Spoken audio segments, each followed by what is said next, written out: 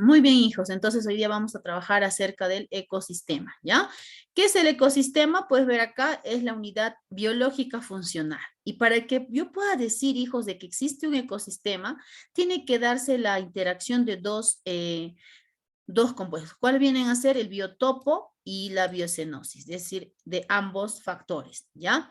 ¿Y qué es la biocenosis? Voy a colocar acá, miren, y tú lo puedes observar acá. La biocenosis son los factores bióticos, es decir, lo que tú vas a ver que tienen vida o realizan funciones vitales. ¿Cuáles son? Los animales y las plantas. Solo los animales, sí, ahí vas a encontrar solo los microorganismos, hongos, bacterias, vas a encontrar también a todo tipo de plantas, plantas con flores, plantas sin flores, ¿ya? Y el biotopo, ¿qué cosa es, hijos? Va a ser el factor que van a ser inerte, que no tiene vida. ¿Cuál yo podría colocar acá? El suelo, el aire, las rocas, el clima, la humedad, ¿no? El agua, ¿ya? Esto es decir, son factores abióticos, el biotopo. ¿Ya? Listo, muy bien. Vemos también, hijos, que se van a dar dos tipos de relaciones en el ecosistema. Antes de ver el tipo de relaciones, tenemos que conocer cuál es la diferencia entre hábitat y nicho ecológico. El hábitat, hijos, es el lugar físico donde se va a encontrar al individuo o a la especie. ¿Ya? Y el nicho ecológico es el papel, o también le puedes llamar, es la función que desempeña el organismo, ¿no? Por ejemplo, tú puedes decir, el león es un gran depredador, ¿no? El depredador sería su función, la jirafa es herbívoro, sería su función también, ¿ya? Por ejemplo, ¿no? Tu función, ¿cuál es? Ser un estudiante de tus padres, por ejemplo, ¿no? De acuerdo a la profesión que desempeña. Entonces, nicho ecológico es la función que desempeña, ¿ya? Y el hábitat también se le puede denominar ecotopo, ¿ya? Es sinónimo ecotopo de hábitat, ¿ya? ¿Qué más, hijos? Vamos a tener dos tipos de relaciones en el ecosistema, las intraespecíficas y las interespecíficas. Las intraespecíficas se dan entre individuos de la misma especie. Por ejemplo, acá ve chimpancés con chimpancés, abejitas y abejitas, perritos, perritos, ¿qué más? Todos de la misma especie. Y las interespecíficas son relaciones que se dan entre organismos de una especie diferente. Por ejemplo, acá, ¿no? La cebra con el cocodrilo, el león, el tigre, por ejemplo, también la pulga y el perro también. Entonces, cuando tú miras que te hablan de especies iguales o de la misma especie, inmediatamente son relaciones intraespecíficas. Y cuando son de especies diferentes, ya estaríamos hablando de qué? De relaciones interespecíficas. ¿Ya? Ahora, dentro de las intraespecíficas tienen cuatro asociaciones o relaciones que se dan. ¿Cuáles son? Tengo acá, hijos, en primer lugar, la asociación familiar. Miren qué bonito suena, ¿no? Tienes acá una familia, se va a formar una hermosa familia. ¿Quiénes son en este caso, hijos? Vas a tener acá, ¿no? Vamos a poder clasificarlos por dos criterios, teniendo en cuenta el número de parejas y teniendo en cuenta la constitución familiar. Bien, vamos con lo que viene a ser con el número de parejas. ¿Ya? Por ejemplo, la familia que se va a formar acá puede ser monógama. ¿Qué significa monógama? Es en la familia en la cual solo existe una hembra y un macho. ¿Ya? Una hembra y un macho. Por ejemplo, en el loro, en el lobo, en las palomitas. ¿Ya? En cambio, polígama, poli viene de muchos, ¿no? Entonces, acá puede darse de dos formas, hijos. Por ejemplo, puede ser cuando una hembra tiene varios machos, por ejemplo, la viuda negra. ¿Ah? Acá está, por ejemplo, la viuda negra, ¿ya? Por ejemplo, también tenemos, ahora también dentro de la polígama también puede darse el caso opuesto, ¿no? Cuando un macho tiene varias hembras, por ejemplo, ¿no? Sería en las vicuñas, ¿qué más? En los leones, ¿no? Los leones también, un león tiene varias hembras también, ¿no? Y también, por ejemplo, en los lobos marinos, ¿ya? Entonces tenemos monógama y polígama. Ahora, hijos, vemos que también se va a formar de acuerdo a la constitución familiar, es decir, va a poder ser, miren, parental, matriarcal, patriarcal y filial. Empezamos con la parental. ¿Qué significa parental? Está formado, hijo, por familias en la cual se van a encontrar los progenitores, es decir, van a estar los progenitores con la prole. En el caso, ¿cuáles serían ejemplos acá? El cóndor, la paloma, la garza, ¿ya?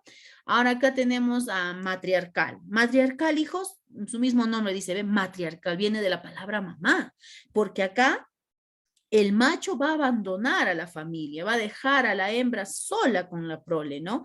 Para que pueda ella cuidarlos, ¿no? Entonces, por ejemplo, ¿cuáles serían esos casos? Bien, hijos, los casos serían, por ejemplo, en el caso del cocodrilo, los escorpiones, los roedores también, ¿ya? Eso es matriarcal. Pero como tengo matriarcal, también tengo, miren acá, patriarcal. ¿En qué consiste la relación patriarcal? Patriarca, viene de papá, ¿no? Entonces acá va a darse el caso opuesto a la matriarcal, ¿no? Son opuestos, diferentes. Entonces, ¿yo qué puedo decir? Que acá, por ejemplo, en la patriarcal, ya la madre es la desnaturalizada, la que abandona a la familia. ¿Y quién se va a hacer cargo de esto, hijo de la familia? Se va a hacer cargo, por ejemplo, ahí el padre, ¿no? Entonces acá, ¿y quién sería? Entonces el macho es el que va a hacerse cargo de la prole. ¿Cuáles serían los ejemplos bien comunes? Tenemos al pez espinoso y al caballito de mar. Acá, por ejemplo, el caballito de mar es el caso más reconocido, tal vez, que nosotros podemos evidenciar, ¿ya? ¿Y qué significa filial, hijos? Filial significa que ya no están, se van el macho y la hembra. Miren, los dos progenitores se van y abandonan a la prole. Imagínense, los dos se van y los dejan, miren, ¿ve? Ambos se van. ¿Y en qué caso se dan? Por ejemplo, en el caso de los pececitos, ¿ya? En el caso de los peces, por ejemplo, los dos se reproducen y dejan a los huevitos ahí en el agua, ¿no? Y se van. Luego también no solamente vemos eso en los peces, sino por ejemplo en los cangrejos, ¿sabías? En los cangrejos, en las tortuguitas, en las serpientes también se da este caso, ¿ya? En las serpientes, tortugas, cangrejos, ¿ya? Ahora la asociación gregaria. Viene de grupo, acuérdate, cuando escuchas gregaria viene la palabra grupo. Se van a agrupar, se van a asociar para que este grupo de la misma especie vaya de un lugar a otro y pueda cuidarse, pueda protegerse, pero también pueda buscar alimento. Entonces acá se van a juntar ¿para qué? Para defenderse y para buscar alimento. Por ejemplo, este es el caso, acá te he puesto el dibujo de los elefantes, los monos, en este caso las aves, ¿no? La bandada, van juntos de un lugar a otro para que puedan protegerse, ¿ya? ¿Qué más? Tengo la asociación colonial, viene la palabra colonia. Estos son individuos, hijos, que vienen de un mismo progenitor por gemación, ¿ya? Y ellos se van a dividir este mismo grupo en colonias para poder realizar funciones específicas. Por ejemplo, acá está un grupo de corales. Este grupo dice, ya ustedes van a defendernos, ya, dicen los corales. Otro coral se asocia en otra colonia y dice, ustedes se van a reproducir, perfecto, dice. Luego dice acá, ustedes, amigos corales, también van a buscar alimento, perfecto, dice. Entonces, miren, ve, pero todos son corales. Pueden, entonces se dividen en colonias, ¿para qué? Para poder, en este caso, para que pueda sobrevivir su especie también, ¿ya? Y la última relación intraespecífica es la sociedad o estatal. Esta agrupación de individuos, hijos, se da de manera jerarquizada, o sea, va a haber un jerarca, ¿no? En este caso, los individuos no van a tener la misma función, no van a tener la misma jerarquía, ¿no? Entonces va a haber una división de trabajo, hasta algunos se quejan, dicen, ay, no, ¿por qué la abeja reina no trabaja, no? Porque acá tienen diversas funciones. Por ejemplo, acá, ¿quiénes mis vemos acá? Por ejemplo, acá vamos a encontrar a las abejas, ¿ya? También vamos a encontrar a las hormigas también, ¿qué más? A las termitas también, a las avispas también, la jauría de lobos también, y la sociedad humana, hijos, nosotros también, ¿no? Porque en nuestra sociedad hay una jerarquía que debemos respetar. Por ejemplo, el presidente tiene en este caso más jerarquía que, por ejemplo, la mayoría de la población, ¿no? Que la población en sí. Entonces acá hay jerarquías que se da también en los animales, ¿ya? Muy bien, hijos. Entonces, esto serían, ¿qué cosa? Las relaciones intraespecíficas, recuerden, entre organismos de una misma especie, ¿ya? Muy bien, hijos, ahora vamos a ver las relaciones interespecíficas, ¿ya?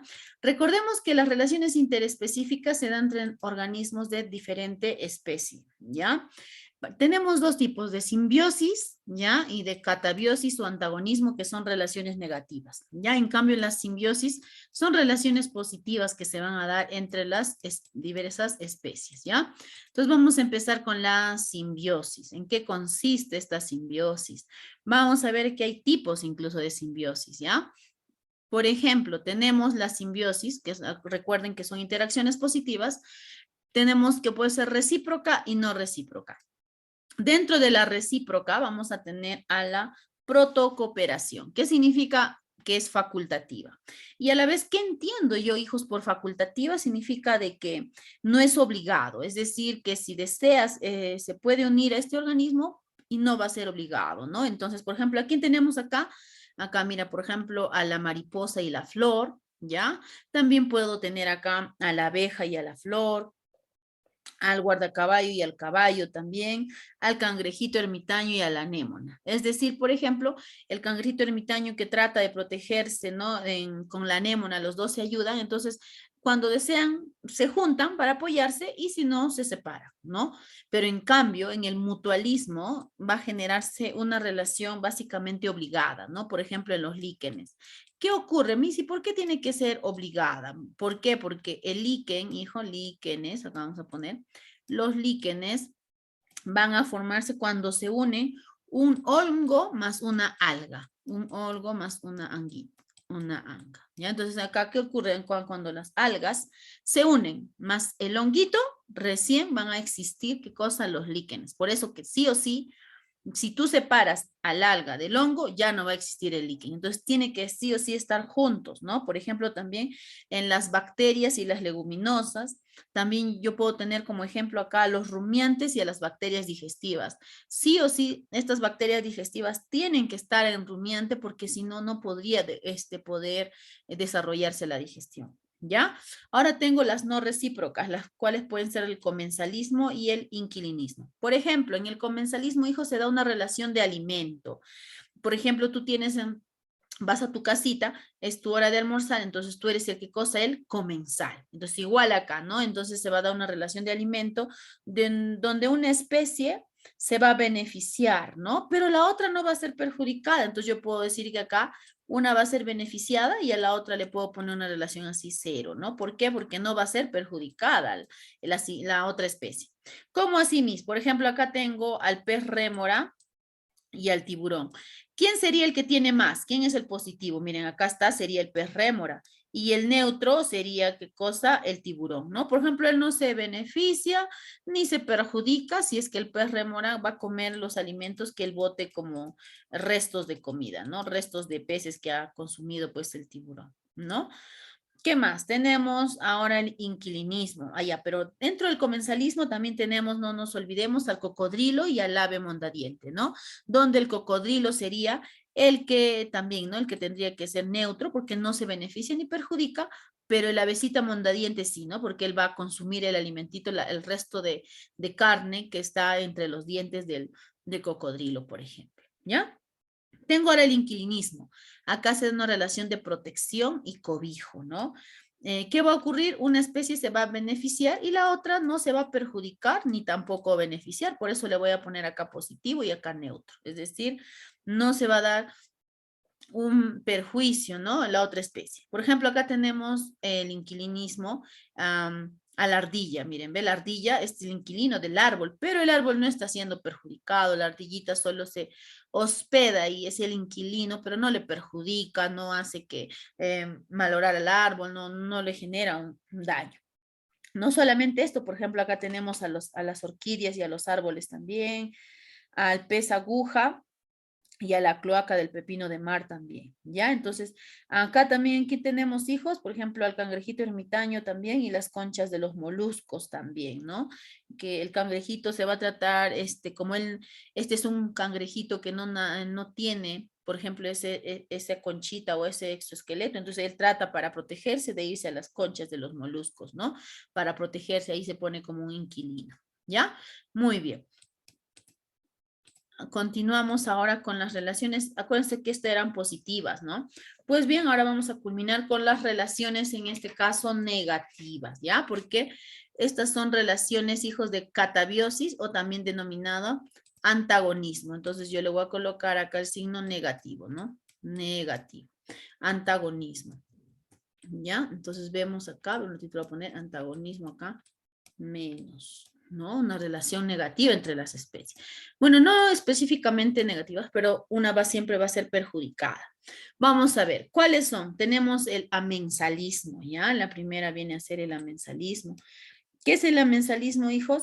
Que una especie no va, no va a permitir la supervivencia del otro. Es decir, cuando ella está, la otra no va a poder vivir, ¿no? Entonces, por ejemplo, tenemos la antibiosis. Por ejemplo, acá tengo al hongo y a la penicilina, ¿ya? Porque la penicilina va a inhibir, ¿no?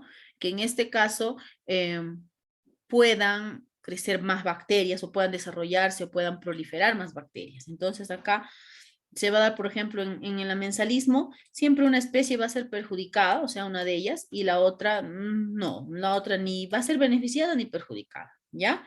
Acá, ¿cuál sería la perjudicada, por ejemplo, entre el hongo y la penicilina, ¿no? La penicilina y la bacteria. La penicilina sería la que no es perjudicada ni tampoco beneficiada, pero la bacteria es la que sería perjudicada, ¿no?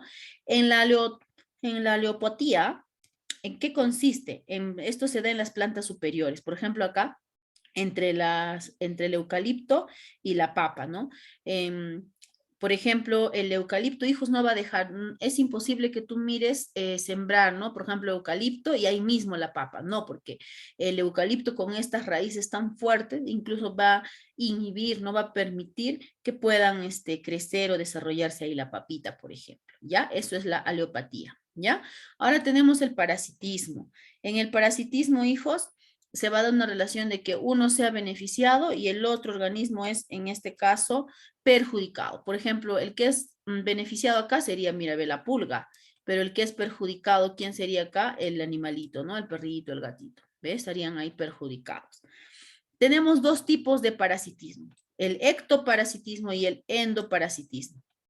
El ecto, hijos, por ejemplo, se puede observar cuando es en la piel, ¿no? Si es algo externo. Por ejemplo, en el caso de los piojos y el ser humano, la pulga y el perro, ¿ya? En cambio, endo es cuando ya se da dentro del organismo. ¿Quiénes tendríamos acá? La lombriz intestinal y el hombre, los protozoarios y los animalitos también, ¿ya? Ahora el predatorismo. Ana, no te olvides acá la relación también. A ver, voy a colocar, acá, ya lo he colocado, ¿no? Más, uno es beneficiado y el otro es perjudicado. Y en el caso del predatorismo, hijos, también, ¿no?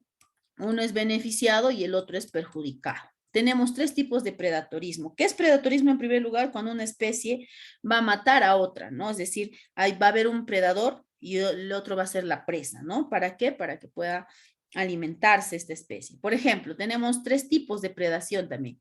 Tenemos la predación en sí, la depredación y el epicitismo. La predación, hijos, cuando una especie mata a la otra, lo desgarra, lo mastica para que pueda digerirlo, ¿no? Por ejemplo, en este caso sería, ¿no? En el león y la cebra, por ejemplo, ¿ya? Y Missy, ¿qué es depredación? ¿Qué se diferencia? La depredación, hijos, se da cuando una especie mata a otra, pero se lo va a tragar o lo va a regurgitar, ¿no? Por ejemplo, en el caso de las serpientes, ¿no? Cuando van a comer, por ejemplo, a las diversas especies, los tragan, ¿no? Los tragan inmediatamente hacia el tracto digestivo. ¿Y qué es el epifitismo? El epicitismo, hijos, viene a ser cuando una especie, es decir, un predador, va a matar a su presa, ¿sí? Pero no se lo va a comer inmediatamente, sino que lo va a ocultar muchas veces, ¿no? Incluso hasta puede estar jugando con lo que ha cazado, ¿no? Con su presa.